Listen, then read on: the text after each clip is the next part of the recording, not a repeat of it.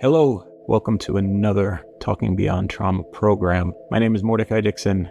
Today we're going to take a look at some difficult information and have some difficult conversations. We live in one of the most developed nations in the world and are surrounded by resources. The sad reality, though, is not everybody benefits from the resources in their country, in their communities. This not only impacts their wellness, but their ability to experience health and wellness. Today we ask the question, with all these resources at our fingertips, what gets in the way of certain groups trying to reap the benefit of the stream of plenty? We discuss the issue of health disparities, their origin in our nation's history, the difficulty of certain ethnic and racial groups overcoming system-based marginalization, the ongoing challenge of these same groups to be recognized, valued, and afforded opportunity to pursue wellness freely and without impediment. Today we are speaking with Dr. Tonicia Freeman Foster. Dr. Foster is an authority on health equity, organizational leadership, and leadership development. We are glad to hear perspectives on how to have difficult conversations, how to build effective organizational structures that promote wellness, and to address systemic problems that, to this day, exist in our society. This season of Talking Beyond Trauma is intended for mature audiences. References made to policies and practices within the United States impacting African enslavement, racialized medicine, and assimilation of Native American and Indigenous cultures is explored in the session dialogue. The program addresses the impact of systemic racism on the physical and mental health and wellness of Americans identifying as Black, Indigenous, or other persons of color. The content is presented to examine historic U.S. initiatives that influenced, designed, and maintained oppressive systems impacting access to service, disproportionate service efficiency, and generational mental and physical health challenges. While we acknowledge the need to explore these issues with courage, we remain committed to culturally sensitive, equitable, recovery-focused programming. We aspire to minimize stress reactions and the re-traumatization of our listeners. Please review the session descriptions and make informed decisions prior to exploring content. Resources are available if you wish to explore the content in greater detail. Thanks for your support of Talking Beyond Trauma. We hope this discussion fuels your practice and promotes healing in your journey. Welcome, Dr. T. Thank you so much, Mordecai. Thank you for the opportunity. I know this has been something that we've been talking about for a while, so I am excited to be here today. We have been talking about doing something like this since, I've known you over a decade. So it's easily, this takes us back to some of our first project days. I'm glad that you're part of this, mostly because of the timing. I couldn't have gotten the timing any better. We have already had a conversation about discussing our topic today, which is disproportionality. We're taking a look at trauma, disproportionality, mental health issues, particularly in the BIPOC community, but in all communities. We talked about this, we've worked in it, and I think that for me, I was always concerned that it would be too much. And oddly enough, with such little time, I'm still concerned that it's not enough time to have this conversation. But I know that this is the right time, and it butts up against some of your other projects that I do want to sneak in today, shamelessly, and hear some about your current activities. But before we get into any of that, let's talk a little bit about who you are in this work and in this context of dealing with trauma, dealing with culturally based traumas, historical trauma, which fascinates me. What drives you and brings you to this? Yes, that's a great question. Thank you for that. And so I think what drives me is making sure that people can thrive, no matter their age, no matter their zip code, no matter their race or their circumstance. I feel like everyone has a right to thrive. And so that's what drives me, because I think when each of us thrive, there's an innovation, there's a creativity, and there's magic that comes to the work and to the world when we're able to thrive. And so I feel like my ancestors have been enslaved, they've been beaten and abused and so forth. And it's time to be free. And so this work, to me, it's about freedom, it's about liberation, and it's about thriving across all genders, across all races, and across all circumstances. That's powerful because, you know, there's this theme of history at a time when folks say things like, why do we keep going back to it? Why can't we just move on? There's folks who can have the authority and the privilege to legislate you to move in that direction. You will move in that direction. We're not going to keep having this conversation. We're not going to look at everybody thriving the same way. There's just a kind of a embedded reality that not everybody will. And that's unfortunate and it's unfair. And I think that you've done such powerful work in the space of changing that narrative and helping leaders understand how they can change that narrative. And so if it's okay with you, I want us to not be afraid to go backward today. That we will look in the rearview mirror and take some time with historical trauma, but also taking a look at that thriving piece. Why such a word as disproportionality, and what impact is trauma having of the past on people's ability to thrive, be healthy in today, in their today, however they seek their today to look like. I also want to take a look at us in the context of this conversation today, looking at the way people get labeled in that pursuit of health. Some folks are walking around with all kinds of labels that really don't describe their experience. What's really happening for them is that they're recovering from their trauma, but we've pathologized and we've diagnosed and we've done all kinds of stuff that has really, really made impact on all people. But as you mentioned before, specifically these formerly oppressed individuals, people of color, anybody that's in the indigenous community, and anybody that's in the Black community. Last but not least, you know, the organizational leaders in us, we love talking about the organizational pieces. Yes. Some folks look at my program and they say, well, why does he keep talking about leaders and organizations? That's my jazz. That's my thing. That's what gets me going up and gets me in the morning. How do we right the ship? And so talking about ships is my lead into this concept that you've developed. I've started reading on it and I'm taking it in nice and slow because I'm really vibing on this idea of rough seas. And we're going to talk a little bit about what that means as well, with your permission. That said, absolutely. Let's get it. Disproportionality, a big fancy word that should mean what to people in our communities, real folks? What should they take from this idea of there's a difference? What is that difference?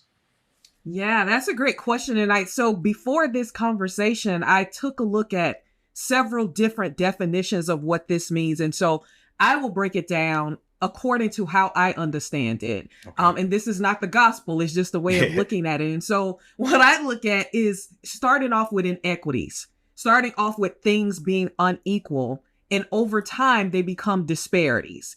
And those disparities lead to disproportionality, which is almost like if you go into this neighborhood, it's for those of you who don't love math, I apologize, but this is like statistics. If you put a bunch of green marbles in a jar and you put a few red marbles, the chances of you picking a green marble increases significantly. And that is what disproportionality is. And so with marbles, it's cute because it's just marbles. But when it comes to health and mortality and morbidities, and we talk about entire communities, entire race, entire generations where we're putting, though, instead of those marbles are representing diabetes, they're representing mental health crisis, they're representing people dying by suicide. That becomes a huge issue. And so looking at it through that lens, I think is important.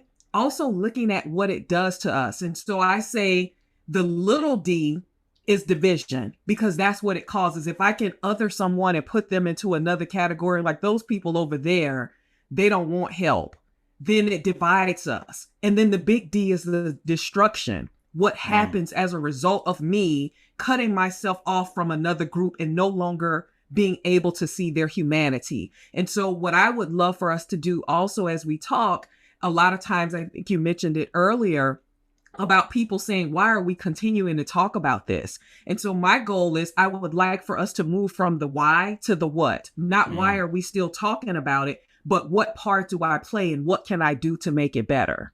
Oh, I can't wait for this conversation. This is going to be excellent. But before we start, how did you get to this place? You know, you have a rich history. What drives you? What made you do this particular work? How did you land in this particular place?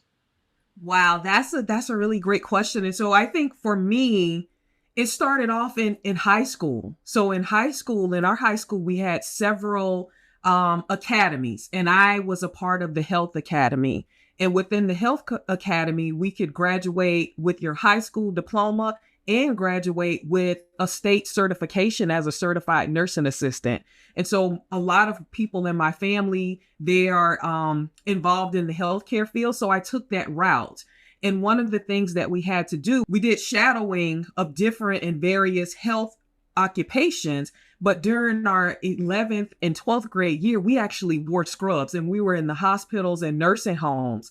And in the hospital, it's one thing because people are treated, once they're admitted, on the surface, they're treated well. In the nursing home, it was a completely different thing. And there were different parts of the nursing home that we worked in. And one was the side where people who had money were at. And one was the side for people who had Medicaid and other types of insurance that were considered to be less profitable. And you could tell the difference. You could tell the difference not only in the smells of the two different sides, you could tell the difference in the fixtures. The side that was wealthy had gold water fountains. They had their own dining room with a nice china cabinet. In the other side, it smelled like urine. It was understaffed. And the people had not received the care that they deserved to receive on many days. And so seeing that, I think that is what first sparked my attention to this, because it's like, that's somebody's child. That's somebody's aunt. That's somebody's uncle. That's somebody's grandparent. And this is a human being at the end of the day, regardless of what they did in their lives, what type of insurance they had, they deserve better. And so I think that was the catalyst for this. And then once I went to college and started working in health and I graduated, I started out as a case manager working in HIV. And prior to that, I started working in child welfare. And I saw the difference in how people were treated, what was considered to be abuse and what was not, and how subjective it was, just depending on how someone grew up. And so you would see people go to someone's home and say, I think that those kids are being abused because they eat peanut butter sandwiches every night. And it's like, whoa, like that's deep, because that person has the power to remove those children and to send those children in that family on a trajectory in the wrong direction that is filled with penalties, that is filled with criminalization and other things. Where me and some of my colleagues, it's like, let's pull back those layers. Let's understand the what behind this. What is happening behind the scenes? And then you understand, listen, this child won't eat anything else. They do not want to eat dinner. And this peanut butter sandwich is the only thing that they will eat. And that parent is making sure that child eats. And so through that lens, it's like, no, that's really good parenting. But if I came from another lens, it's like, no, that's abuse. And I start this family on a trajectory that is really unnecessary, and it's oppression, and it's criminal. That's criminal to do someone's family like that. So I think that was another instance. And then working in HIV and working in case management, I was always the person that would get the difficult clients. And I'm still reconciling what that means. Well, and not what is saying that? what does that even mean? And not saying, we work with humans. People do the most interesting things sometimes. But overall, when you're receiving groups in case of caseloads, and it's like, these are the difficult clients, I always found that challenging in a good way. Like, this is cool. Because my thought is, if a person is not coming in, that's a conversation that we need to have as leaders. But if you have groups of people based on race, based on zip code, based on disability, whatever it is, not coming into a service that was supposedly created for them, that's on us as leaders. And so my thing was, we have groups of people not coming in. I need to figure out how to get them engaged. And so I thought it was fun. And so it would be interesting after my meetings with some of these clients, and my colleagues would come and they were like, that person is normally mean and they curse you out. Like, normally they curse people out. Like, but we heard them in your office talking and laughing. Like, what's up with that? I met them at their humanity. A client came in, he had on a Lakers jersey, and I know the night before that the Lakers played, I'm going to meet you right there. Hey, I see your jersey. Is that your team? How was that game last night? Oh, this game, that was something. And we start building and meeting people at their humanity. The paperwork will be done. Like, the paperwork, whatever requirements we have to do to be in compliance, that will get done. But I need to meet them at their humanity first, as a human being, human to human, heart to heart, see them, believe them, hear them, and celebrate them. And then we're going to get to the paperwork. That's insightful. It has led to an incredible career. You have led on so many different levels. You've been part of your managing entity, managing out projects at the federal level, all with the same thought process. And I've been part of community collaborations with you. And so, again, I speak from my experience with people I usually talk to. But I think that's the one thing that I value in our interaction, in our professional relationship, that you push on this envelope of find the humanity in this person, despite all the other things.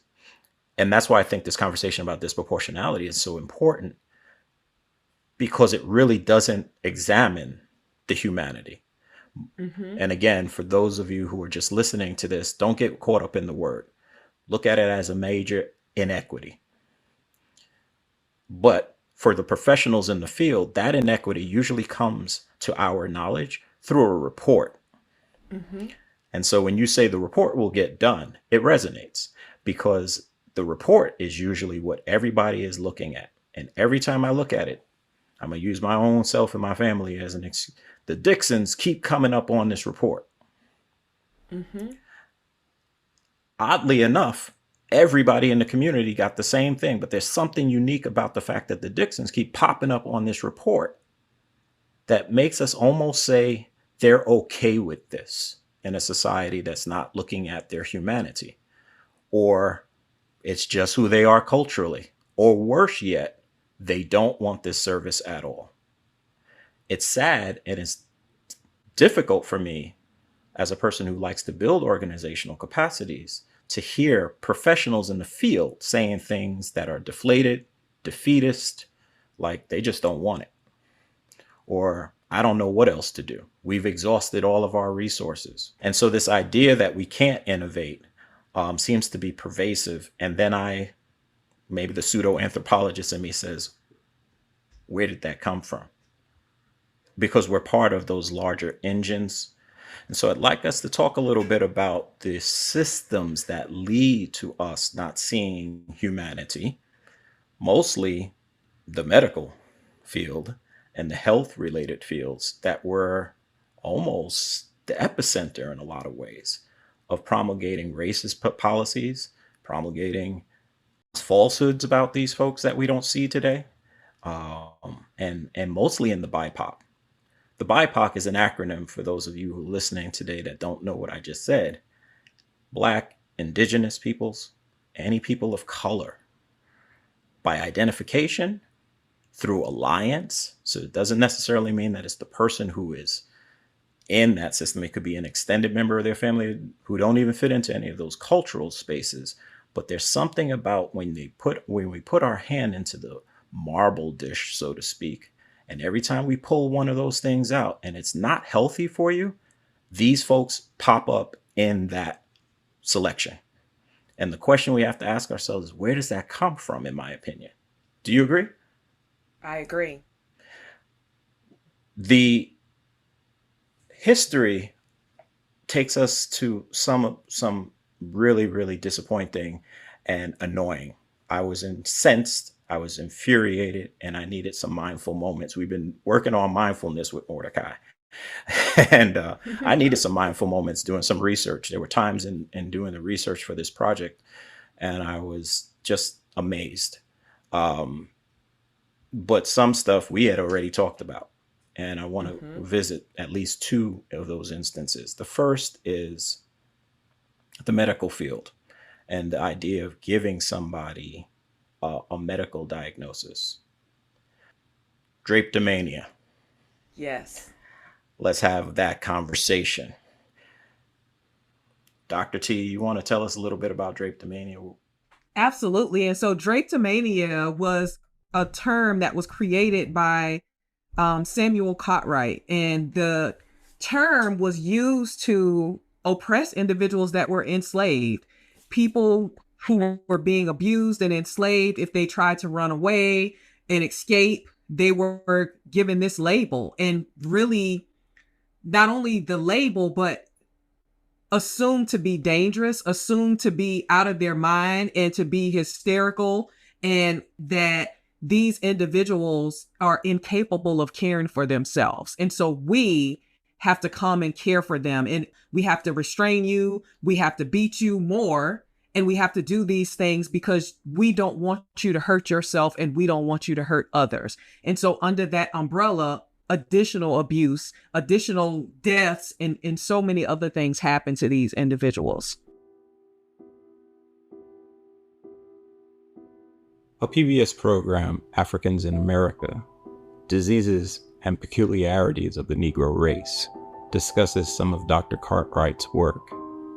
In it, drapetomania as a mental health diagnosis is explained. Drapetomania, or the disease causing Negroes to run away. It is unknown to our medical authorities, although its diagnostic symptom, the absconding from service, is well known to our planters and overseers. In noticing a disease not heretofore classed among the long list of maladies that man is subject to, it was necessary to have a new term to express it. The cause, in most of cases, that induces the Negro to run away from service is as much a disease of the mind as any other species of mental alienation, and much more curable as a general rule. With the advantages of proper medical advice strictly followed, this troublesome practice that many Negroes have of running away can be almost entirely prevented, although the slaves be located on the borders of a free state, within a stone's throw of the abolitionists. In his own words, Cartwright reinforces an economic need of majority culture to see oppressed Africans as anything but human. He uses pseudoscience and religion, a compilation of facts and fictions, to create new and enduring rationale for systemic oppression. His paternal approach transforms the travesty of chattel slavery into an act of religious, social love and care. Chattel slavery, according to Cartwright, was well intended and in the best interest of the oppressed. Any attempt to abolish these acts or refrain from the practice of slavery, that is, was politically motivated subversion. The goal here is not to make our participants uncomfortable, but to tell truth. This person was lauded, revered as an up-and-coming physician that was in essence teaching the community at large, the medical community, and anybody who was a fan. I think of him almost as an influencer today. Mm-hmm. Yes. Of his time, Cartwright was an incredible influencer. Doctors from the North were interested in going to serve with this gentleman. The problem here is simple. He had basically created a diagnostic tool to show you how to keep oppressed people oppressed, how to take away their rights, how to make sure they never get them back. And he was in good company then and now. That kind of influence on the medical field is scary to me. The idea of being a rascal comes from the same individual. The things that were attached to it, in this case, this diagnosis of drapetomania meant that as a slave, as an oppressed person, you would have the audacity to run away from the person who was trying to take care of you. Every time I even hear the words, I can get angry, but anger is not enough. Self-righteousness and righteous indignation is not enough. What I then think of is the macro impact of a system that literally taught new physicians, new caretakers, new government officials, this is how you deal with them. You spoke about othering before. Well, this was card-carrying othering. This was the godfather of othering, was this writing. And every subsequent philosophy was just as bad as the one that preceded it. And he got awards for this, Dr. T. Yes. He was lauded as being brilliant. And it just seems like in a lot of ways, the economic system of oppression that was taking away the humanity of these individuals, we didn't have to see their humanity, to your point. I never had to see it. Yes. And the impact that it has on other people. And so as we look at this through a lens of power and control, if someone that was close to me or someone in my family attempted to leave and were then given a mental health diagnosis and put in an insane or asylum, that impacts the rest of the family. That impacts the rest of that community. And it pushed us in a position to say, maybe we shouldn't run. Maybe we should just be grateful for this abuse that's happening to us because we don't want to be labeled as quote unquote crazy. So we need to do better. And so even that, when we talk about generational trauma, we have to look at the generational experiences and the generational stories that are connected to those traumas and what that impact looks like today.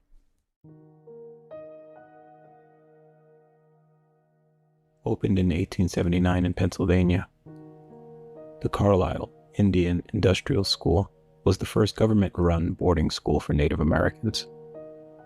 Civil War veteran Lieutenant Colonel Richard Henry Pratt spearheaded the effort to create an off-reservation boarding school with the goal of forced assimilation. The Army transferred Carlisle Barracks, a military post not in regular use, to the Bureau of Indian Affairs for use as a boarding school. Students were forced to cut their hair, change their names, stop speaking their native languages, convert to Christianity, and endure harsh discipline, including corporal punishment and solitary confinement. This approach was ultimately used by hundreds of other Native American boarding schools, some operated by the government, and many more operated by churches. Pratt, like many others at that time, believed that the only hope for Native American survival was to shed all Native culture and customs and assimilate fully into white American culture. His common refrain was, "Kill the Indian, save the man." This was taken from the Carlisle Indian School Project. As we have taken into our national family 7 millions of Negroes, and as we receive foreigners at the rate of more than 500,000 a year and assimilate them, it would seem that the time may have arrived when we can very properly make at least the attempt to assimilate our 250,000 Indians using this proven potent line, and see if that will not end this vexed question and remove them from public attention, where they occupy so much more space than they are entitled to, either by numbers or worth. The school at Carlisle is an attempt on the part of the government to do this. Carlisle has always planted treason to the tribe and loyalty to the nation at large.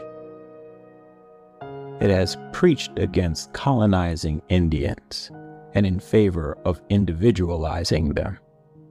It has demanded for them the same multiplicity of chances which all others in the country enjoy. Carlisle fills young Indians with the spirit of loyalty to the stars and stripes, and then moves them out into our communities to show by their conduct and ability that the Indian is no different from the white or the colored, that he has the inalienable right to liberty and opportunity that the white and the Negro have. Carlisle does not dictate to him what line of life he should fill, so it is an honest one. It says to him that if he gets his living by the sweat of his brow and demonstrates to the nation that he is a man, he does more good for his race than hundreds of his fellows who cling to their tribal, communistic surroundings. So there was still a way of entering into the larger mainstream culture, but you had to give something up. Yes. Indian boarding schools, where I'm going to literally put in writing that I'm going to remove the thing that makes you respect your heritage and your culture. I'm going to strip that from you and turn you into something else so that you can fit in here. Let's talk a little bit about this idea that I have to give something up in order to get what you have. I have to not be me, or maybe not even be seen. Fast forward this many days, this many years, this many centuries. And we still have families that, like I told y'all, I had to get mindful on this thing, because when I was hearing it, it just resurrected all of the stories that we already have in our families and our communities. And it upset me. Mm-hmm. And I believe I'm not alone in that. I think many people listening to this would be completely upset by the fact that we thought about this, we then acted on it, and we continue to behave in this way. Whether we say we are doing something different or not, there are still references to you don't exist, you're not real, you're not here, you don't matter, or I've already got a diagnosis of what you are in my head before I even start working with you. Let's talk a little bit about that. Yeah, that is deep on so many levels, because so many things come up for me. First, the question is always in my head, who gave you the power to determine that you were in charge of diagnosing someone else according to your standard of living and your ideas of what they should be? And it's just so many layers to this. Even diagnosing someone for behaving in a way that they should. Because in my brain, it's like, if someone beats you and you want to stay, now that may be a diagnosis, but the fact that someone is being abused and they want to leave becomes a diagnosis is just perverted in so many ways. And so even the fact that the person that thought of it, it's like, what diagnosis is that? That you would think that was okay. And so even that, of how things just get so turned around and people follow something that is at its root, is problematic and troubling and really a diagnosis within itself. Like, so people they should be abused and they should not want to leave, or they should not be proud and find ways to sing and to pray and to be happy in their circumstances until they can get free. And that's an issue. And so I think it's that, and that is what I continue to see today, that someone thinks that they have the power to be able to say, this is what I'm going to do to this group. This is how I'm going to label this group. And that somehow they've been given the authority to be able to do that. And that they created the ruler and they created the diagnosis that ultimately impacts the trajectory of individuals and families and communities' lives.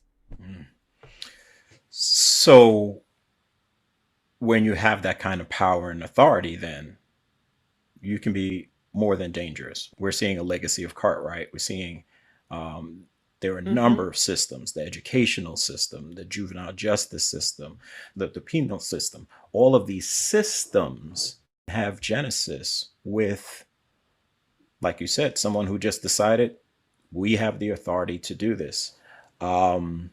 Arguments made at all levels, legal levels, political levels, business levels, that say, yeah, you're really doing an injustice to not behave in an impressive way to this person, which was even more astounding to me. The diagnosis aside, one could argue that's just a label. Like you created some standards. Some people could argue against, and many people did argue against Cartwright. I think it's important to say that and out loud, that a lot of folks just saw this as absolute and, yes, wrong on too many levels. But the narrative was still changed.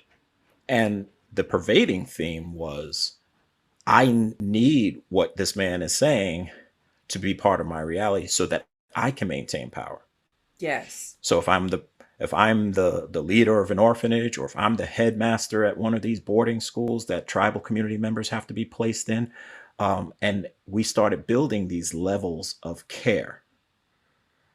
I'm going to spend some time with this placement piece first before we get to this idea that systems care. But this level of care piece is really powerful because it started to make sense to me. I said, wait a minute. This was the educational system. This was the child protective system. This was our legal system. They all, in some way, were part and parcel with developing a system that consciously kept certain people out, or tried to change them into something different so that, as you said before, they can reap some kind of benefit from that, no matter what that was. Fast forward a little bit, because one would think that by the time we get into urbanization and the European migration to the Americas in large numbers, the cities are starting to develop. One would argue some of that would have gone away. And it didn't. It only got stronger. Yes.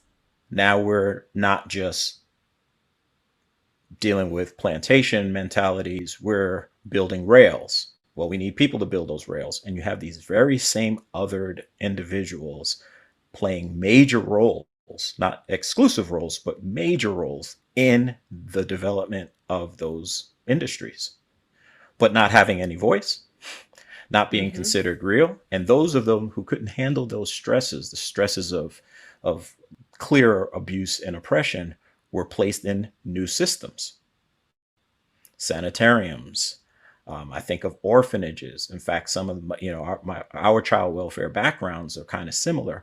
And I was amazed. One of the first residential treatment facilities that I ever worked in used to be an orphanage. And so this idea that we were creating places to put our others, leaving them there in these high level settings when the stress of their experience, the trauma of their experiences, was far too great for them to be useful to us anymore. These weren't humans. I'm working backward from a place of these folks don't exist. Then we just place you here. And we figure out something else to do with you, but you don't count anymore. Mm-hmm. I can't help but to point out the parallels in our current systems. And again, using that lens of these systems were designed to other.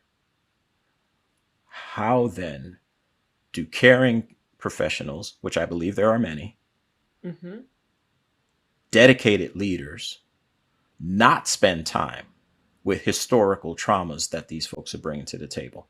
Generations and generations and generations of families later, many of whom are now doing this work. And I think there's a lot of self-medicating in the reason why I do this work, because there's way I came into the system because I was like, almost everybody in this building looks like me. Why are these kids here?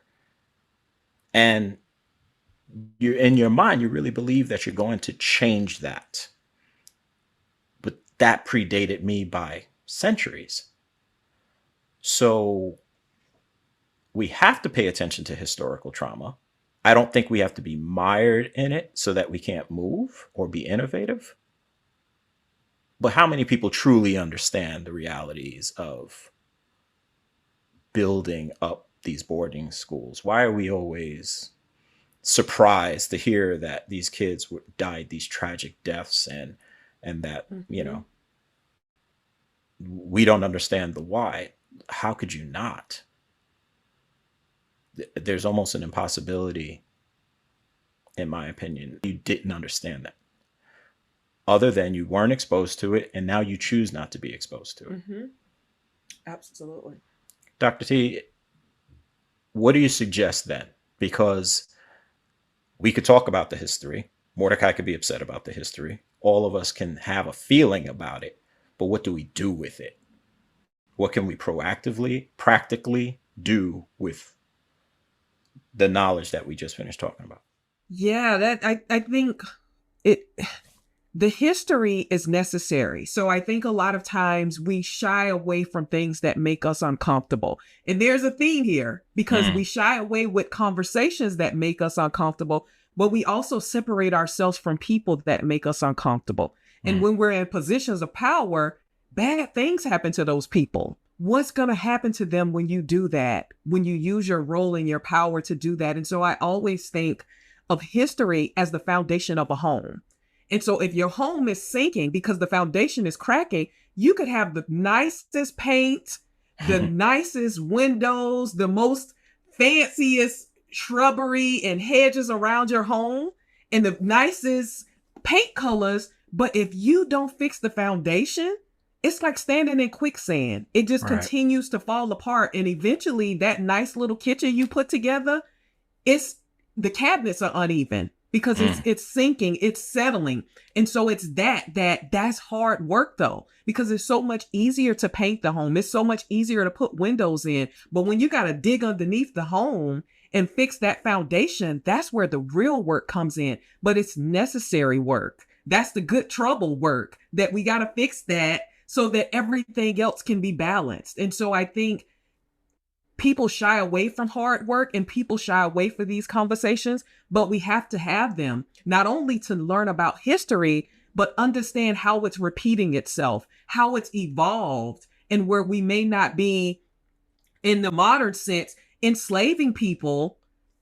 We are still doing other things that keep them oppressed, that keep them sad, that keep them unwell, that keep them unhealthy, that keep them in systems that are punitive instead of systems that care, because of these stories. And we have to keep talking about that. And I always think of generational trauma, but there's a such thing as generational oppression.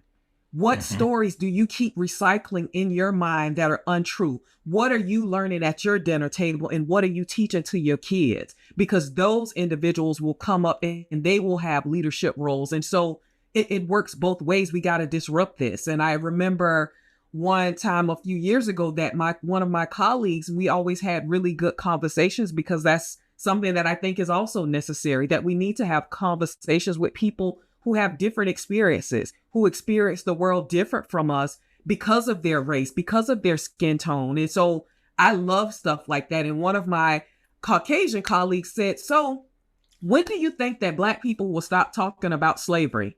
And I said, when it stops happening. He said, what? Until I can stop turning on my television, my computer, and my radio and hearing stories about people who look like me, who are being oppressed and being abused, that's when it'll stop. And so I think it takes a both and that requires us to meet in the middle at history. What happened to these groups of people? What happened? How has this impacted their experiences? How does being a part of a generation of people who were enslaved and turning on the TV and seeing someone beat to death trigger you, traumatize you?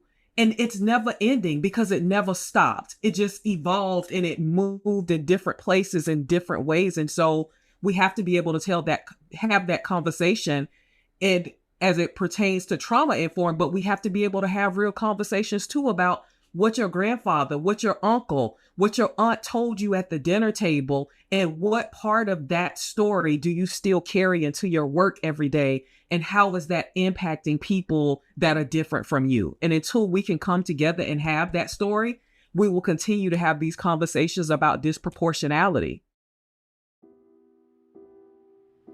Dysesthesia aethiopica is a disease peculiar to Negroes, affecting both mind and body in a manner as well expressed by dysesthesia, the name I have given it, as could be by a single term.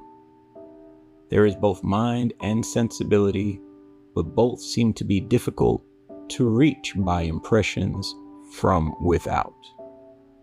There is a partial insensibility of the skin, and so great a habitude of the intellectual faculties as to be like a person half asleep, that is with difficulty aroused and kept awake.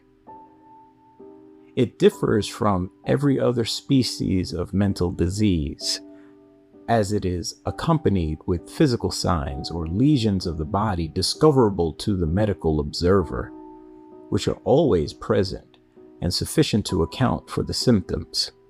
It is much more prevalent among free Negroes living in clusters by themselves than among slaves on our plantations, and attacks only such slaves as live like free Negroes in regard to diet, drinks, exercise, etc.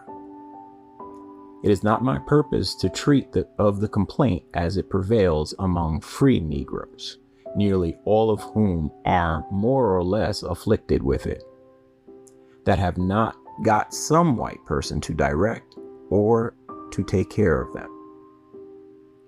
To narrate its symptoms and effects among them would be to write a history of the ruins and dilapidation of Haiti, and every spot on earth they have ever had uncontrolled possession over for any length of time. I propose only to describe its symptoms among slaves. From the careless movements of the individuals affected with the complaint, they are apt to do much mischief, which appears as if intentional, but is mostly owing to the stupidness of mind and insensibility of the nerves induced by the disease. Thus, they break, waste, and destroy everything they handle, abuse horses and cattle, tear, burn, or rend their own clothing, and paying no attention to the rights of property, steal others to replace what they have destroyed. They wander about at night and keep in a half-nodding sleep during the day.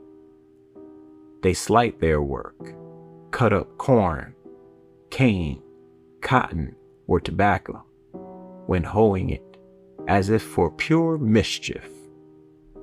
They raise disturbances with their overseers and fellow servants without cause or motive, and seem to be insensible to pain when subjected to punishment. The fact of the existence of such a complaint, making man like an automaton or senseless machine, having the above or similar symptoms, can be clearly established by the most direct and positive testimony. That it should have escaped the attention of the medical profession can only be accounted for because its attention has not been sufficiently directed to the maladies of the Negro race. Otherwise, a complaint of so common an occurrence on badly governed plantations and so universal among free Negroes, or those who are not governed at all, a disease radicated in physical lesions and having its peculiar and well-marked symptoms and its curative indications, would not have escaped the notice of the profession. The northern physicians and people have noticed the symptoms, but not the disease from which they spring. They ignorantly attribute the symptoms to the debasing influence of slavery on the mind, without considering that those who have never been in slavery or their fathers before them are the most afflicted, and the latest from the slave-holding South the least. The disease is the natural offspring of Negro liberty, the liberty to be idle, to wallow in filth, and to indulge in improper food and drinks. And so I took this all in, and one breath at a time, try to sum it up. I only came back with 3 words: pure, unadulterated nonsense.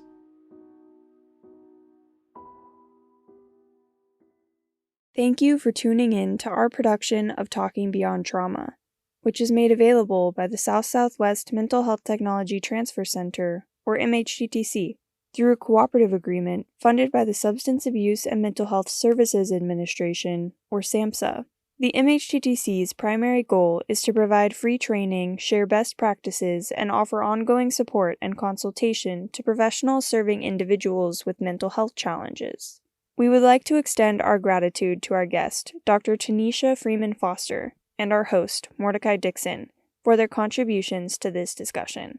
Lastly, we would like to acknowledge the hard work of our dedicated team, without whom this project would not have been possible. Season 4 was produced by the communications team here at the Texas Institute for Excellence in Mental Health. It was recorded and edited by Mackenzie Bentley. Our theme music is by Scooter Holiday. The opinions expressed in this presentation are the views of our speakers and do not reflect the official position of the Department of Health and Human Services or SAMHSA. If you'd like more information on this and other MHTTC products in the South-Southwest region, you can find a link in the episode description. This session was pre-recorded. We appreciate your participation and hope the discussion helped your journey. Be well.